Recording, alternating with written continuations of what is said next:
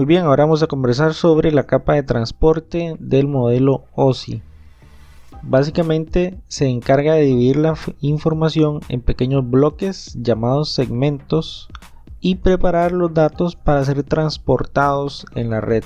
Básicamente es como quien dice la capa que se encarga de empaquetar los datos para luego enviarlos en el medio de transporte. Indistintamente de los dispositivos que hagan uso de la red, la capa de transporte debe preparar los datos para su envío, y los diferentes dispositivos ya saben cuál es el empaquetamiento o el orden o el protocolo que sigue la capa de transporte para enviar los segmentos de datos, de forma que cada dispositivo entonces conoce cuál es este orden de la capa de transporte y sabe cómo van a ser enviados los grupos de información.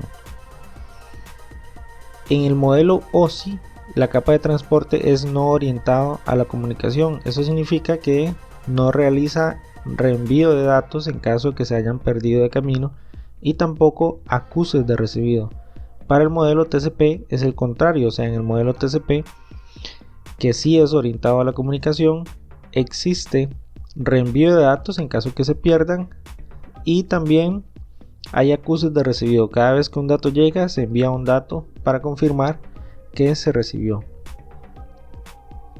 El protocolo UDP es un protocolo no orientado a la comunicación y el protocolo TCP es un protocolo orientado a la comunicación.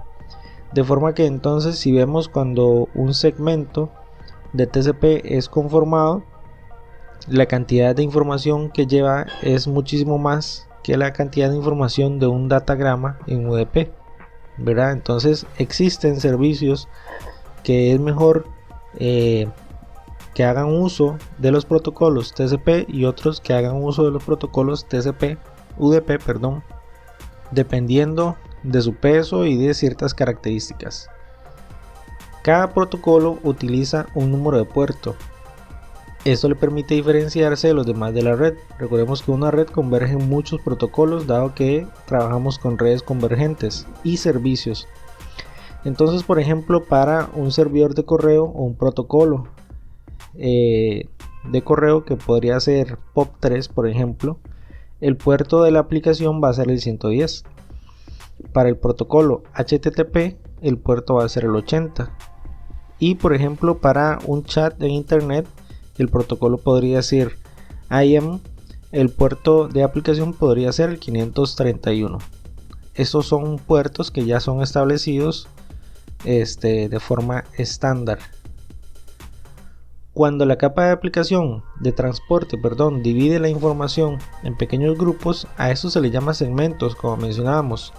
Cada segmento tiene una numeración que le permite ser ordenados cuando llegue a su destino, ya que, por ejemplo, una vez que se divide la información en segmentos, cada segmento va a ser enviado como un paquete de forma individual en la red. Y este paquete podría tomar un camino distinto a los demás paquetes, dado que la red tiene distintos caminos para llegar a ese mismo lugar. Puede ser que alguno de los caminos se encuentre bloqueado, se haya caído, entonces un paquete se pierda o dure más en llegar al destino. Entonces, cuando todos llegan, van a llegar de forma desordenada. Y la forma de ordenarlos va a ser el número que se les asignó a cada uno de los segmentos. TCP, como un modelo orientado a la conexión, cuenta con suficiente información asociada a cada dato que le permite asegurar una conexión más confiable. Cada cliente genera un número de puerto origen al azar que le permite al servidor responder específicamente a su solicitud.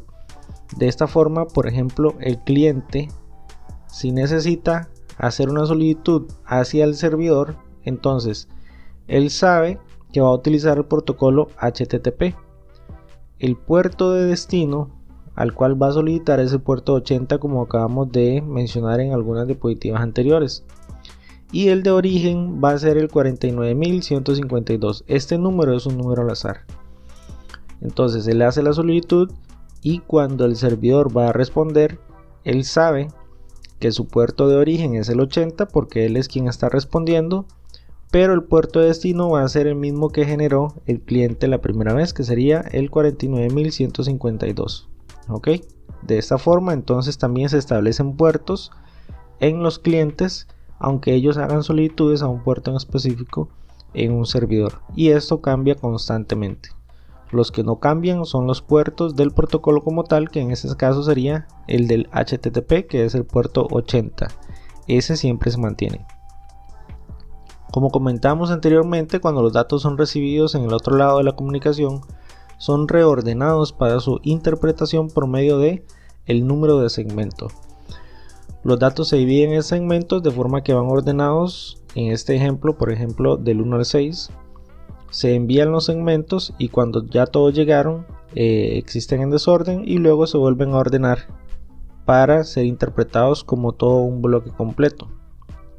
Al mismo tiempo, cada comunicación cuenta con un número adicional de secuencia que le permite diferenciar los grupos de segmentos de la capa de transporte, de forma que no se vayan a confundir segmentos de una comunicación con segmentos de otra. Por tanto, se tienen además un número adicional que los diferencia. Cuando todos los datos o segmentos llegan al destino, se solicita confirmación de ellos. En caso de no recibirla, los segmentos son reenviados, dado que es un protocolo orientado a la comunicación. Para responder que un segmento se perdió, el receptor emitirá una ventana, la cual, dependiendo de su tamaño, dará a conocer que el segmento no fue recibido. ¿Okay?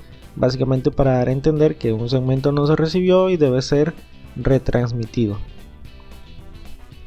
UDP es un protocolo no orientado a la conexión que se utiliza principalmente para servicios de voz y video.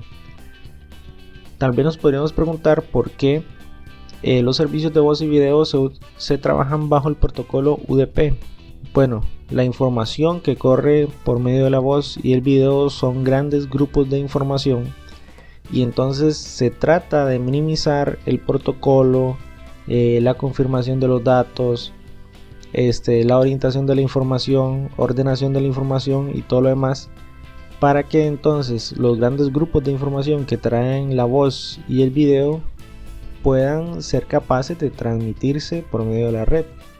Si cada uno de los datos de voz y de video fuera retransmitido cuando se pierde o fuera confirmado cuando llegó en un modelo de comunicación orientado a la comunicación, entonces no sería capaz de transmitirse, o las velocidades serían muchísimo menores y la calidad por tanto también, porque los datos o la cantidad de información que transmite voz y video es muy grande, entonces no se confirma que los datos llegaron ni tampoco se retransmite. Si se pierde, simplemente se perdieron en el camino. En caso de perder segmentos o recibirlos de manera desordenada, no se resuelven, no se vuelven a recibir ni ordenar. Cada servidor recibe los segmentos y ordena cada servicio dependiendo del número de protocolo asignado.